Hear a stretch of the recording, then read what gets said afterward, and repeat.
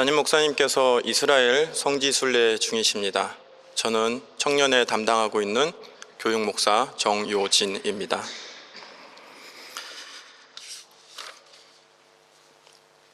오늘 설교를 시작하기에 앞서 그냥 저에 대한 정리되지 않은 되게 여러 가닥가닥의 이야기들을 들려드릴까 합니다. 아시다시피 저희 아버지도 목사님이시죠. 어렸을 때 제가 한 9살, 10살쯤 때부터 제가 교회에 되게 큰 역할을 하나 맡아서 봉사를 했었는데 그게 교회 주보를 접는 겁니다. 저희 교회가 이렇게 한 번 접는 게 아니고 앞에 3면, 뒤에 3면이라서요. 2번을 접어서 정확하게 6면을 만들어야 되는데 이게 반으로 접는 거랑 2번 접는 거는 굉장히 틀립니다. 굉장히 어려워요. 한 200장 정도 접거든요. 근데 어린아이가 거기에 꾸준히 앉아서 참 꼼꼼하게 접는 일이 쉽지는 않은데 저희 아버지 참 귀신 같은 분이에요. 이렇게 2장, 3장을 겹쳐 접어서 빼서 이렇게 누르면 기가 막히게 그걸 찾아내십니다. 너 이거 2장 접었지? 절대 그렇게 하면 안 돼요. 한 장씩 접어야 돼요. 저희 아버지 왜 그러셨는지는 모르겠는데 이것을 그냥 일을 하는 게 아니고 뭔가 수행하고 뭔가 훈련하는 그런 일이라고 생각을 하셨던 모양입니다. 뭐 행사 있어서 몇백 장을 접든 간에 하여튼 한 장씩 접어야 됩니다. 근데 저도 그게 몸에 배서 그런지 교회 일에 종이를 접게 되면 몇백 장을 접든 몇천 장을 접든 한 장씩 삐뚤어진 데 없나 확인하면서 접게 됩니다. 교회와 예배를 위한 일이라면 종이 한 장 접는 것도 결코 쉽게 할 수 없는 그런 사람이 돼버린 것입니다. 저는 참 친구가 많습니다. 제가 여기저기 많이 기웃거려서 그런지 친구가 참 많습니다. 지금은 제 친구가 딱 2가지 부류로 나눠져요. 한 부류는 제 대학 동기들입니다. 죄다 목사입니다. 안 만나고 싶습니다. 왜냐하면 저희 친구들은 저는 친구들 만나면 좀 편하게 이야기도 하고 싶고 그냥 되게 인간적인 얘기를 나누고 싶은데 저희 친구들 중에 제가 가장 세속적인 목사예요. 친구들은 저 만나면 그냥 교회에서 그렇게 살다 왔으면서도 또 교회 얘기하고 싶어하고 맨날 그렇게 성경 보고 살면서도 또 성경 얘기하고 싶어요. 저는 친구들 만나서 쉬고 싶은데 어렵습니다. 근데 다른 친구들, 교회 안 다니는 친구들 만나면 그것도 쉽지는 않아요. 걔네들이 무슨 이야기를 하는지를 이해를 못 하겠어요. 그래도 막 대학 졸업했을 땐 괜찮았는데 이 친구들이 다 사회생활을 하고 주택 청약? 뭐 주식? 뭐 이런 얘기를 하기 시작하면 저는 완전히 그냥 한마디도 거둘 수 없는 거예요. 닥스가 뭐니? 그게 뭔지도 몰라요. 저는 친구들이 그냥 저는 옆에서 콜라나 마시고 있으라고 합니다. 그 누구도 대학이 참 힘들어져 버렸습니다. 대학 때 중간에 상당히 멀리 새길로 빠진 적이 있습니다. 락커가 되고 싶었습니다. 머리를 허리까지 길러서 이렇게 휘날리고 다녔었습니다.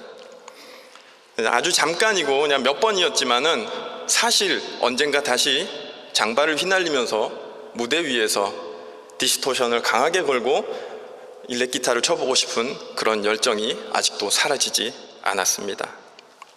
결혼은 안 할 생각이었습니다. 애초에 목사가 되기로 작정을 했는데 적어도 제가 아는 목회자의 길은 가족, 아내와 자식을 책임져 줄 수 있는, 행복하게 해줄 수 있는 그런 일은 아니었습니다. 누가 이런 나와 결혼을 하겠나? 그리고 내가 진정 누구를 사랑한다면 그 사람을 이런 고난의 자리로 데리고 가는 것이 그것이 옳은 일인가? 그래서 결혼 안 하고 그냥 죽는 날까지 총각으로 주님 일 열심히 하다가 가기로 다짐을 했는데 저랑 같은 결심을 가진 한 여성을 만나 기적적으로 유부남이 되었습니다. 결혼을 진행하는 모든 기간 동안 장인어른 장모님이 돈이라는 단어 단 한 번도 꺼내지 않으셨습니다. 지금도 감사하게 생각합니다. 제가 유일하게 자전거 타는 취미를 갖고 있습니다. 그게 사실은 자전거를 타는 게 좋은 게 아니고요. 제가 참 힘든 시절이 있었는데 너무 힘들어서 그냥 뭐랄까요, 어디론가 도망가고 싶었어요. 저 그때 알겠어요. 왜 사람이 힘들면 무작정 걷고 뛰는지를 알겠더라고요. 근데 조금 더 빠른 걸 해보고 싶었어요. 그래서 자전거를 한 대 샀습니다.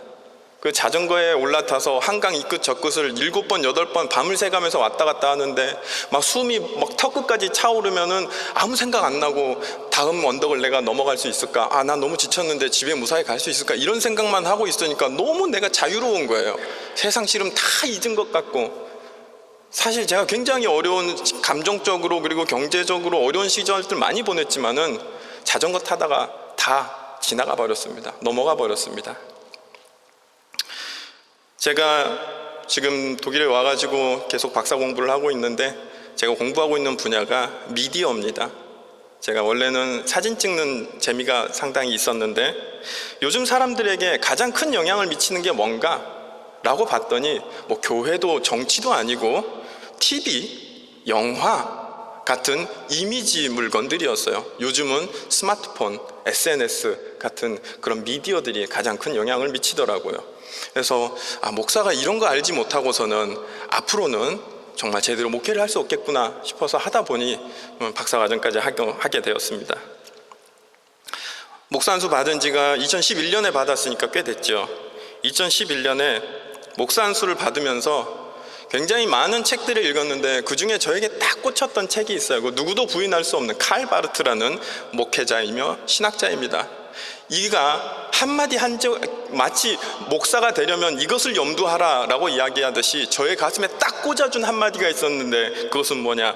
설교자는 단 위에서 하나님의 목소리를 대변하는 자다. 굉장히 뭐랄까요, 굉장히 광호하게 들리지요. 그런데 그 뒤에 칼바르트가 한마디를 덧붙였습니다. 그러나 제1청중이 바로 자신이다. 이곳에서 저는 하나님의 목소리를 대변하여 여러분에게 이야기하지만 여러분에게 이야기하기 전에 저 자신에게 가장 먼저 이야기합니다. 저의 양심에 거리낀다면 제가 여러분에게 전할 수 없는 것이고 저의 철학에 어긋난다면 여러분께 전할 수 없는 것입니다. 2013년부터 이곳 베를린 한인교회에서 청년의 사역을 담당했습니다. 사실 목사와 청년으로 만났지만 지금껏 친구처럼 잘 지냈습니다. 소통되지 않을 일이 없었는데 최근에 98년생들이 저희 청년에 들어왔습니다. 저는 98학번인데 98년생들이 저희 청년에 들어왔습니다. 그리고 제가 청년 사역 약 10년을 하면서 최초로 세대 차이라는 걸 느꼈습니다. 최초로 아이들이 하는 말을 이해할 수 없게 된 그 나이가 98년생들입니다. 엄청 노력하고 있습니다. 급식체라는 이상한 말투를 쓰는데 도저히 해독이 안 됩니다. 지금 엄청 열심히 이 말을 한번 이해해 보려고 노력하고 있습니다. 청년들 조금만 기다려주세요. 곧 됩니다. 제가 어느 날 갑자기 이런 모습의 목사가 된 것이 아닙니다. 제가 방금 여러분에게요, 제 가족, 친구, 어릴 적에 치기 어린 꿈, 배우자, 취미, 제 연구 분야, 좌우명, 제 사역의 상황 등등을 간략하게 설명했습니다. 이것을 통하여 여러분은 제 얼굴만 본 것이 아니라 내 앞모습과 뒷모습과 좌우의 모습을 한 번은 다 둘러보신 것과 마찬가지입니다. 제가 이렇게 다양한 각도에서 다양한 이야기를 들려드린 덕분에 이제 여러분은 저를 조금 더 입체적이고 조금 더 깊게 이해할 수 있게 되셨을 것입니다. 그러나 여러분, 지금 여러분이 이해하신 것은 이 목사님이 아버지랑 사이가 좋구나, 아니면 이 목사님이 친구가 많구나, 이 목사님이 장가를 잘 갔구나 라는 게 아니라 사실 지금 여러분이 저를 이해하신 것은 이 목사님의 아버지가 어떤 사람인가, 그의 교육관이 무엇인가, 그래서 이 목사가 어떤 목회관을 가지게 되었는가, 이 목사의 내면에 어떤 갈증과 갈망과 열정이 있는가, 그리고 이 목사가 조금은 엉뚱한 데도 있구나 라는 것을 여러분이 이제 알게 되신 겁니다. 사람을 이해한다는 것은 그 사람의 역사를 이해한다는 겁니다. 누군가의 멈춰져 있는 현재 상태를 이야기하는 것이 아니라 그 사람이 지금까지 살아온 그 흐름을 이해한다는 것입니다. 사람은 수많은 역사와 관계의 가닥들 속에서 살고 있습니다. 아버지와 나, 자식과 나, 친구와 나, 연인과 나, 학업과 나, 직업과 나, 취미와 나, 기타 등등의 굉장히 수많은 가닥들 속에서, 심지어 모든 가닥에서 서로 다른 다양한 모습으로 사람들은 살아가고 있습니다. 내가 많은 가닥을 가졌을수록 내 모습은 다양해지지만 한편 복잡해집니다. 그리고 내가 적은 가닥을 가질수록 내 모습은 항상 일관성 있지만 하지만 내가 단순해져 버리는 역효과가 있습니다. 과연 이 가닥이 많은 게 좋으냐 적은 게 좋으냐는 학자들마다 그리고 사람들마다 다 다릅니다. 어떤 사람은 가닥이 많으면 많을수록 그 사람의 인생이 풍부해진다라고 말하는 사람도 있고, 어떤 사람은 가장 적은 가닥을 인식하고 사는 것이 정신적으로 가장 평온하다라고 이야기하기도 합니다. 그러나 사실 중요한 것은 이 가닥이 많고 적으냐가 아니라 내가 마땅히 인식하고 살아야 할 것을 인식하고 살고 있느냐 하는 것입니다. 사람은 태어나자마자 두 사람과 관계를 갖습니다. 그것이 아버지와 어머니입니다. 부모와 나라는 맥락은 거의 한 사람의 인생 전체를 좌우합니다. 사람의 인생이 한 폭의 그림이라면 부모와 자식의 관계는 그 그림이 그려지는 도화지입니다. 자녀들은 부모로부터 시작부터 신뢰, 안정, 보호, 절대적 관계 등의 개념을 배우고 익힙니다.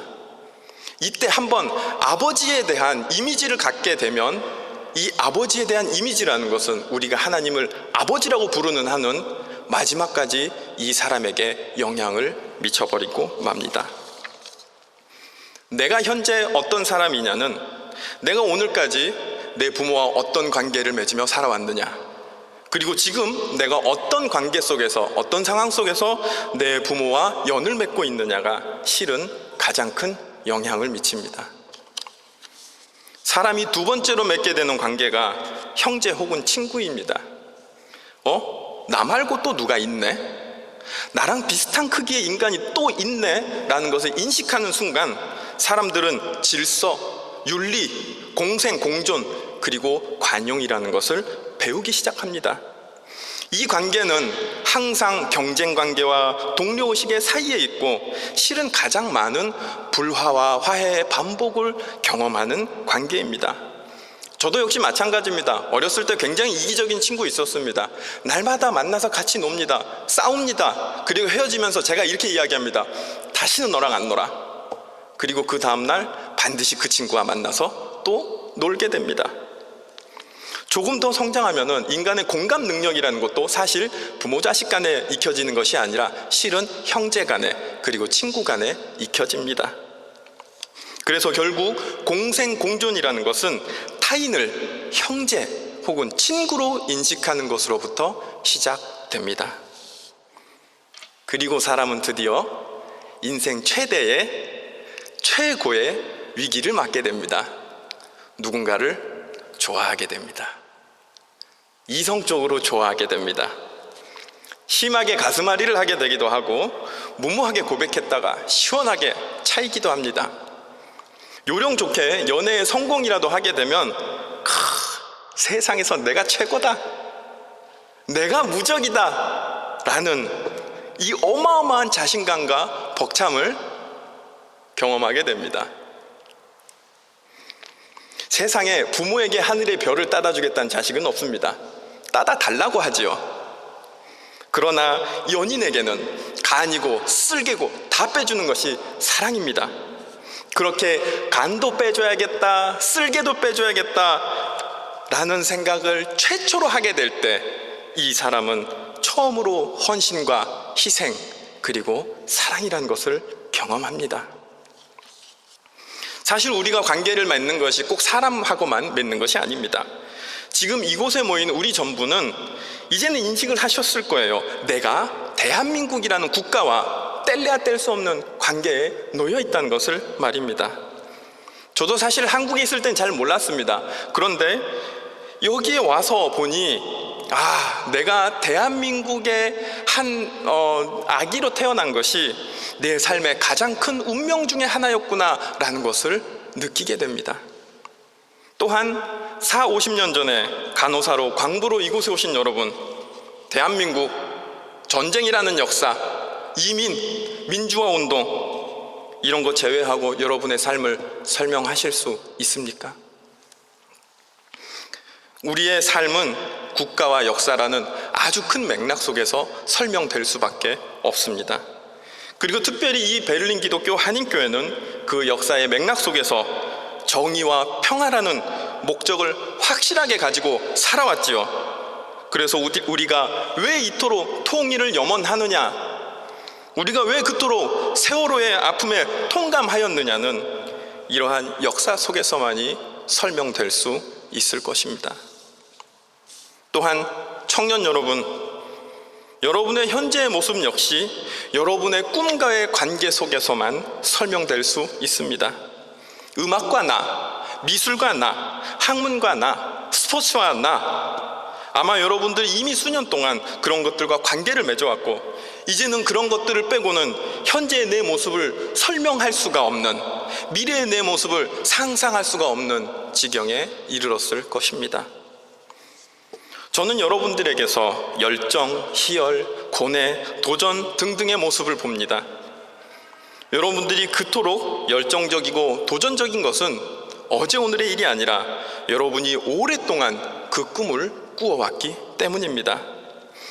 음악과 미술과 학문과 오래고 깊은 관계를 가져온 것이 지금의 여러분의 모습을 만든 것입니다. 사람은 이토록 다양하고 복잡한 관계와 이야기의 가닥들 속에서 살아갑니다.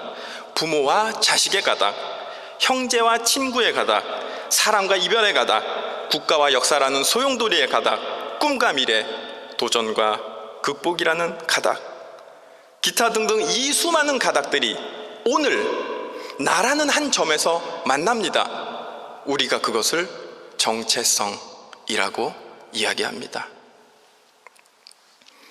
그렇다면 여러분, 우리의 신앙의 정체성은 무엇입니까? 우리는 이제 알았습니다. 사람의 정체성이라는 것이 긴 시간, 많은 관계, 다양한 사건과 이야기들을 통해서 만들어진다는 것을 말입니다. 그런데 지금 우리가 신앙의 정체성이라는 것을 이야기할 만큼 그렇게 충분하고 다양한 관계나 이야기거리를 가지고 있느냐는 말입니다. 저는 현대 기독교인들의 종교적인 정체성을 분석할 때 이 두 가지를 가장 큰 문제점으로 생각합니다. 첫 번째는 정체성을 만드는 것 자체를 거부하는 것이고, 둘째는 정체성은 형성되었으되 그것이 매우 편협하다는 것입니다. 사람들이 교회는 나오지만은 교회에 물들고 싶어 하지 않습니다. 교회와 신앙을 빼고도 현재 내 삶을, 내 모습을 충분히 설명할 수 있을 만큼 딱 그만큼만 발을 들여 놓습니다. 예배에는 참석하지만 그것을 제외한 그 어떤 것과도 관계를 맺으려 하지 않습니다. 그런 것들을 피곤하다고 느낍니다. 오늘도 출석은 했다를 제외하고는 교회에 대해서는 할 말이 없습니다. 힘들고 피곤해서일 수도 있고 두렵고 불안해서일 수도 있습니다. 그러나 관계를 맺고 이야기를 만들어가지 않고서는 인간은 교회를, 은혜를, 그리고 하나님을 인식할 수가 없습니다. 한편 우리가 신앙의 정체성을 가지고 있다면 어떠한 정체성을 가지고 있는지 생각해 봅시다. 다시 말해, 우리가 하나님과 어떤 관계를 가지고 있으며 그 하나님과 어떤 이야기를 만들어가고 있느냐 하는 것입니다. 많은 사람들이 다양하게 자기의 이야기를 합니다. 그런데 결국은 그런 다양한 경험의 이야기가 단 두 가지 하나님의 모습으로 나타납니다. 좋으신 하나님, 두려운 하나님. 이 얼마나 인간 중심적인 사고방식입니까? 6살, 7살 아이에게 선생님 어때라고 물어보십시오. 이 아이가 둘 중 하나로 대답합니다. 우리 선생님 좋아, 우리 선생님 무서워. 이 아이들은 자신을 대할 때의 선생님의 모습만을 알고 있는 것이지 선생님 자체의 본질을 알지 못하는 것입니다. 그런 식으로 사람은 이 두 가지의 모습의 하나님밖에 알지 못합니다. 좋으신 하나님, 나에게 복 주시는 분, 두려운 분, 나에게 벌 주시는 분. 성경을 열어 첫 장 창세기 1장을 보십시오. 그곳에 하나님은 복 주는 분도 아니고 벌 주는 분도 아닙니다. 성경에서 전하는 최초의 하나님의 본질은 만물의 근원이 되시는 분입니다. 그런데 우리 중 그 누가 우리의 근원은 어디인가 라는 생각을 하느냐 말입니다. 출애굽기 3장 호렙산 딸기나무에서 모세가 하나님께 물었습니다. 당신의 이름은 무엇입니까? 하나님께서 이렇게 대답하셨습니다. 나는 스스로 있는 자다. 그 누구도 만들지 않는 존재, 스스로 스스로를 있게 한 존재, 과연 그것은 무엇인가? 이것이야말로 종교적인 물음이 아닙니까? 그런데 우리들 중 누가 그런 하나님을 생각하느냐는 것입니다. 성경의 곳곳은 우리에게 하나님의 여러 가지 본질들을 전해줍니다. 그는 거룩한 존재요, 영원한 존재요, 처음과 나중이요, 시작과 끝이요, 가장 성스러운 존재요, 절대적인 존재요, 초월적인 존재라고 말합니다. 그러나 우리는 어찌 그리 그 수많은 하나님의 모습들 중에서 좋으신 하나님과 두려운 하나님만 쏙쏙 골라서 편식을 하고 있는지요? 우리는 지금껏 하나님과 단 두 가닥의 관계만을 가지고 있었습니다. 좋으신 하나님, 나에게 복 주시는 분, 그리고 두려운 하나님, 나에게 벌 주시는 분. 그것만으로는 너무 부족합니다. 겨우 두 개 가지고는 우리는 하나님을 제대로 경험할 수 없습니다. 그것은 처세 혹은 족쇄일 뿐 종교라고 말하기도 어렵습니다. 우리는 거룩과의 관계가 필요합니다. 우리는 영원과의 관계가 필요합니다. 우리는 절대와의 관계가, 그리고 초월과의 관계가 필요합니다. 그런 복도 나오지 않고 벌도 나오지 않는, 무슨 의미와 소용인지 알 수 없는 그 이야기들이 온 교회와 성도들 사이에 가득할 때 드디어 우리는 아담과 하와가 만났던 최초의 그 하나님을 경험할 수 있게 됩니다. 요한복음 8장에서 예수님께서 말씀하셨습니다. 진리를 알지니 진리가 너희를 자유케 하리라. 하나님을 알 때 우리는 복으로부터, 그리고 벌로부터도 자유롭게 됩니다. 대학 시절에 신학 혹은 철학을 공부한다고 하면 제일 많이 듣는 소리가 그거 해서 밥이 나오니 쌀이 나오니입니다.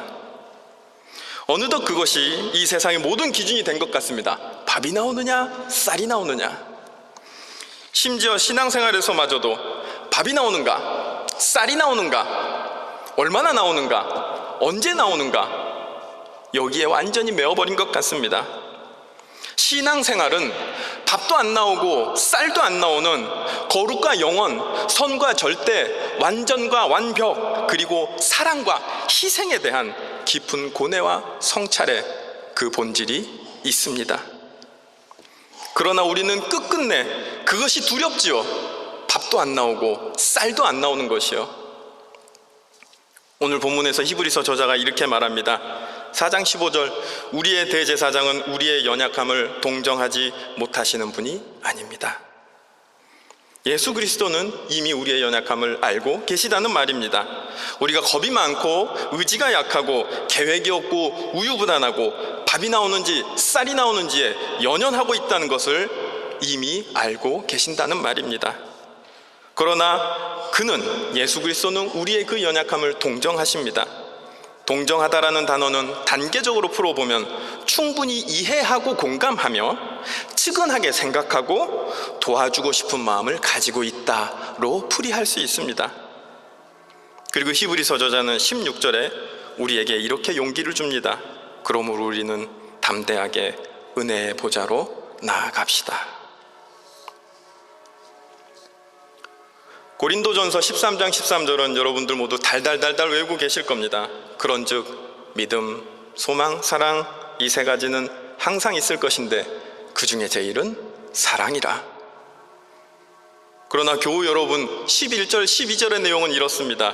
내가 어렸을 때는 말하는 것이 어린아이와 같고 깨닫는 것이 어린아이와 같고 생각하는 것이 어린아이와 같다가 장성한 사람이 되어서는 어린아이의 일을 버렸노라. 우리가 지금은 거울로 보는 것 같이 희미하나 그때는 얼굴과 얼굴을 대하여 볼 것이요 지금은 내가 부분적으로 아나 그때에는 주께서 나를 아신 것 같이 내가 온전히 알리라. 주께서 나를 온전히 아신 것 같이 여러분도 주님을 온전히 알게 되기를 바로 그 주님의 이름으로 간절히 축원합니다. 기도하겠습니다.